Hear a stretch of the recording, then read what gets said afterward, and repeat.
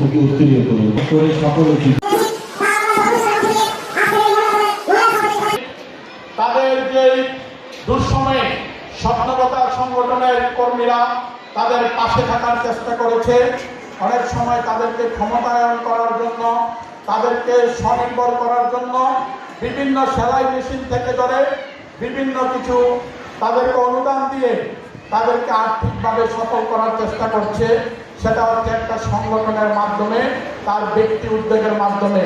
সে বিভিন্ন ব্যক্তির থেকে বিভিন্ন সময় যারা নাকি সমাজের শুভাকাঙ্ক্ষী তাদের থেকে ডোনেশন নিয়ে এটা করে, যেটা নাকি আমরা প্রতিবেদনের মাধ্যমে দেখেছি।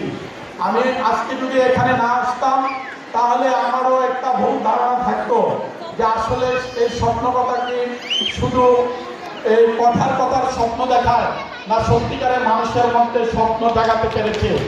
আজকের এখানে উপস্থিতি প্রমাণ করে যে এই স্বপ্নকথা শুধু কথার স্বপ্ন নয়, এই স্বপ্নকথা অবশ্যই আমাদের অবহেলিত আমাদের মা বোনদের মধ্যে একটা নতুন স্বপ্নের সৃষ্টি করেছে।